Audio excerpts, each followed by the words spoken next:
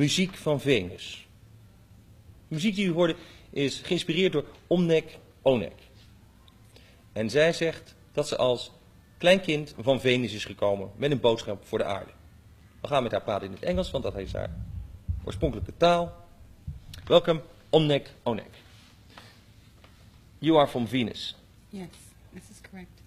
Would that mean if I would take an aircraft or a spacecraft to Venus, I would meet Venusians there? No, not necessarily.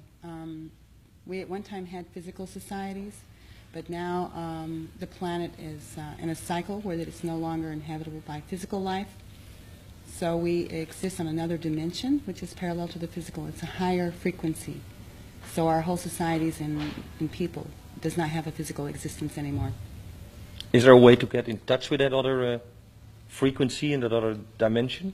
Well, on the surface of the planet Venus at this time, there is still a physical city that was preserved when it was a physical society. It is called the City of Retz. It was at one time the capital of our planet, our societies, and it was preserved under a special climatic invisible dome which protects it from invasions or people seeing it.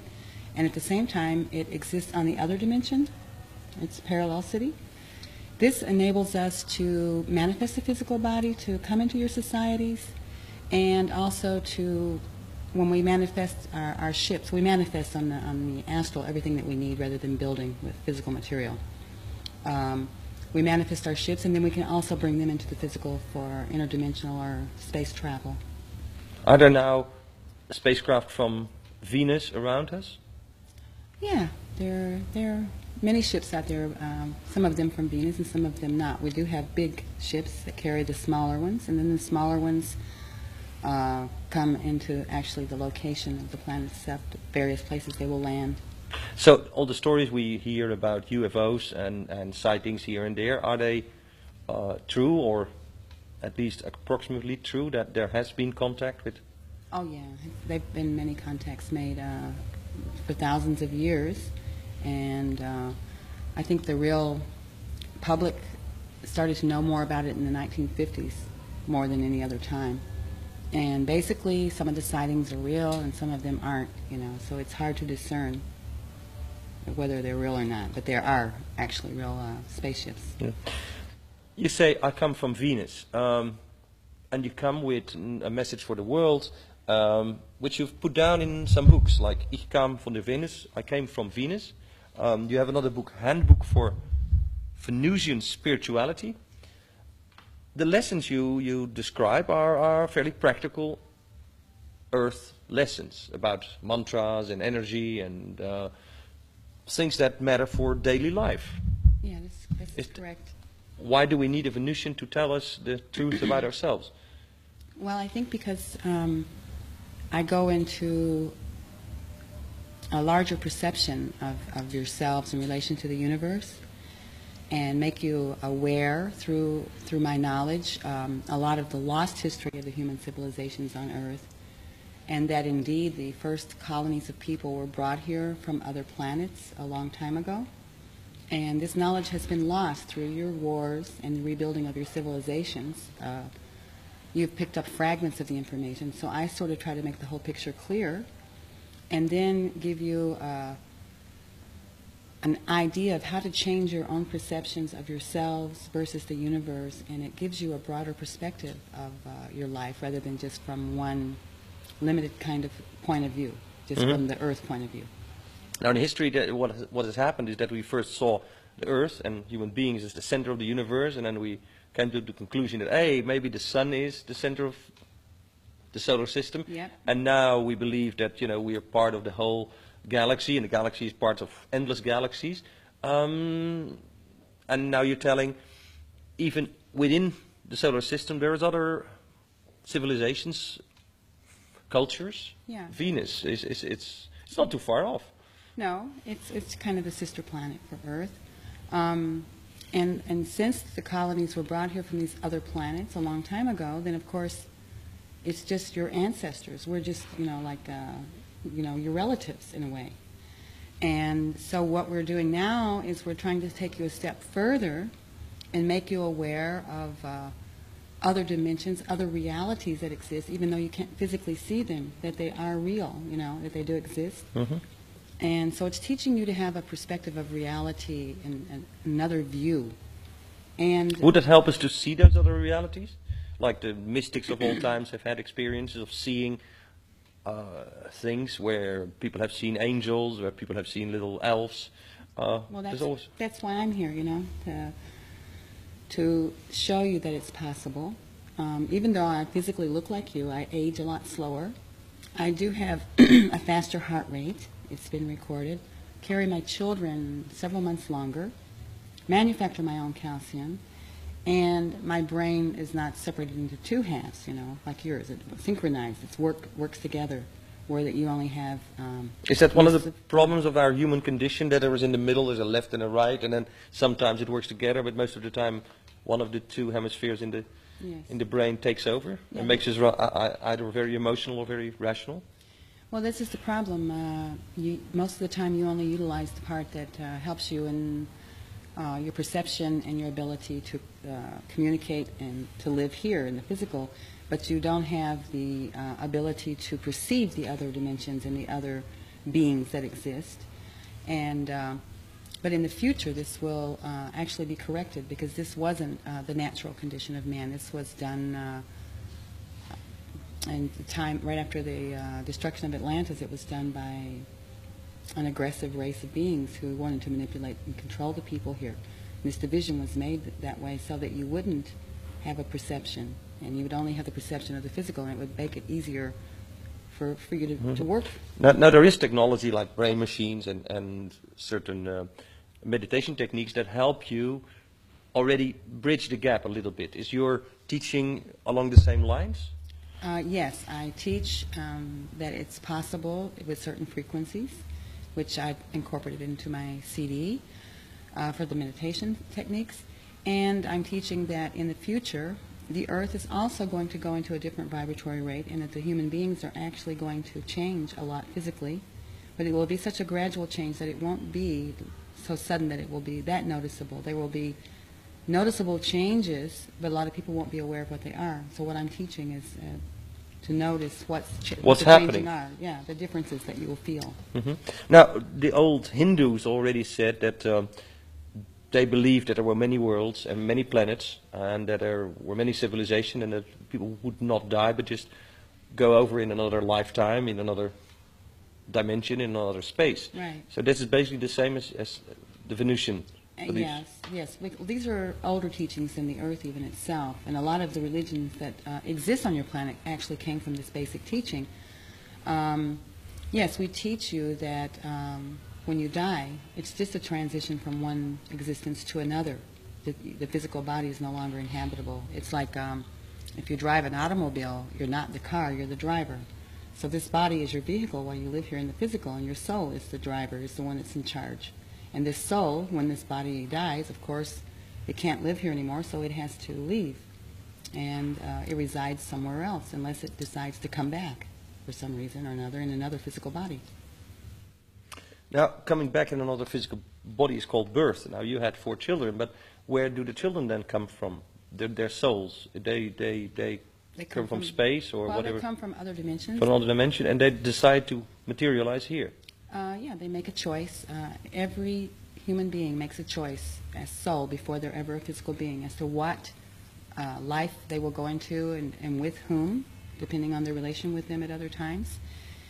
And it's mostly just for learning, for an experience. This is really what we're here for, but most of us don't know that, you know. So it makes it a little more difficult if you don't have this information. Does it help to see this lifetime then as a learning process, as a school for growing? Yeah, this really helps a lot, because a lot of people get so involved emotionally and mentally and feeling that the fear that when this life is over, what's going to happen. If they have the opportunity to understand a different point of view, it gives them a little more relaxation and a little more ease in their life, you know, and they look at every situation just a little differently than they would if they didn't have this information. Yeah. You bring some practical things like mantras, sounds that according to your book, help you to develop certain qualities. Can you explain a little bit about it? Well, these are ancient Sanskrit mantras from Tibet, because we have a non-spoken language on Venus. And at one time... Like a telepathy thing? Yes, and at one time all the human beings on Earth also communicated this way. But then they had to develop a spoken language when this division was made of the brain. And first it was symbols, I think. Then it transported into spoken language. And Sanskrit is one of the oldest spoken languages. And so it has a lot of power because it's one of the original languages. And we choose to use Sanskrit mantras in relation to the other dimensions, and because they have a certain vibration. And each dimension has a color and a sound. And this is what I incorporate in the CD, is the sound of the dimension, the color, and the mantra. And when you repeat this mantra, it gives you the experience of this other dimension, you know, through your own self, through your own... a name in itself might also be a mantra. Omnec Onec. What does it mean? Well, it's a Venusian name, which means spiritual rebound. And actually, it's derived from Sanskrit itself, and it means spiritual comeback. And because I've lived on Earth many times before, but this time I have a spiritual mission. Do you remember the previous times? Many of them, yes. Have things changed for the better? I would say it was half and half, you know. At this point, it could be better. And the mistakes in the past is that your technology has raced ahead of your awareness and consciousness, and it's always ended in a destruction.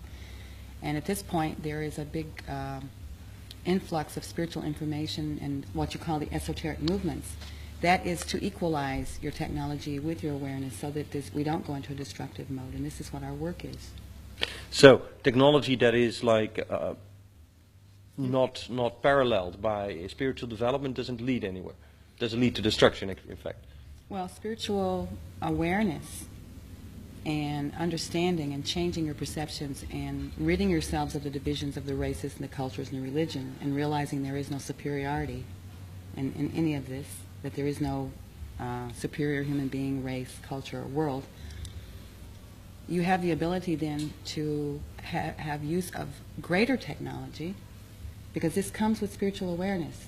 Yeah, but you can say we're not inferior or superior to another race, but here you are Venusian, you live longer, you come from other realities. Jesus, I feel inferior to you as a Venusian. I mean, only an earthling. I mean, I'm bound to my own reality and spiritual, material dimensions. Gee, well, you can... I am too now, you know. I can't go back and live in the other dimension because I've manifested a physical body. And I was brought here to actually go into your society and experience from a person that lived here. I grew up with a rarely normal family in America, who some of them were very prejudiced, very limited in their spiritual understanding. And this gave me the opportunity from an experience point of view to really be immersed in heart, and had to work hard at sometimes, raise my own children. And I am actually kind of limited here too. You know, I don't have the ability to mentally communicate with someone because you don't have the ability to receive it if I send it. But this was your original state as human beings a long time ago. You know, this was also things that were possible for you. A lot of you don't live so long because you're taught by your societies that you are old at 60 or 65 years old, when in reality it's not true. So you've accepted this as true, and so therefore you've created this in your genetic structures by your belief system. And, well, I just turned 50, but I hope to live a lot longer. But so you say the belief system is really the basis of what we are, even our lifespan, our society. Some of your illnesses as well. So we are living in a state of hypnosis all the time by some outer energy. Well, if they're telling you that certain things give you cancer and you believe this, you might develop this cancer inside of yourself because you don't realize the power of your thoughts. And this is what I'm teaching people, that a lot of your mental structure and your thought patterns have a lot to do with your situations, not only within yourself but within your society. And if you want it to change, then you have to realize that you have the power to change it by changing your own perspectives and your own way of living in relation to the people around you. Then you can create a different world. Some people believe that. Some others did believe it and came back with a vengeance and said, well, I had this terrible disease or whatever. I started believing that I could change my future, and I tried and it didn't work, and now I call all these people who claim this liars because I wasn't cured, and so on. So this is a double-edged sword. That's absolutely true, because of course you may bring with you kind of karmic situations for your own learning in this life, because you do bring with you certain karmic lessons that you have to go through, that is ordained for your experience. And among them might be certain diseases, so your life may not be as long as others because you only need a certain amount of experience.